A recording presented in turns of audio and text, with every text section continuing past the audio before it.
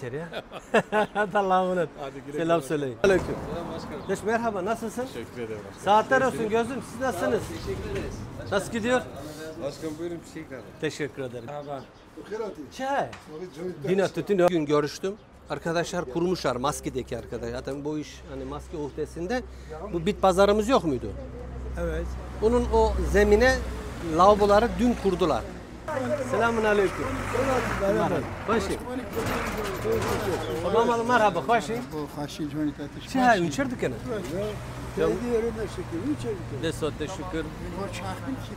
Vallahi kardeşim nasılsın? Bereket olsun işlerin. Nasıl gidiyor? Rabbim bu günleri aratmasın inşallah.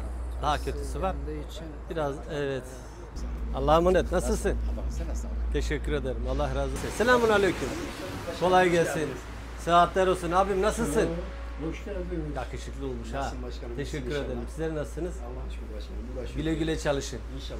Sen nasılsın abim? Teşekkür ederim. Sağ olun. Allah'a emanet olun. Sağ olun. Bereket olsun. Nasılsın? Merhaba abim. Merhaba. Nasılsın? Teşekkür ederim. Allah razı olsun. Cümlemizden. Ablam nasılsın? Sağ olun, teşekkür ederim. Hayırlı olsun alışverişiniz. Nasıl gidiyor abim? İyi gidiyor çok şükür. Var mı bir sorunumuz?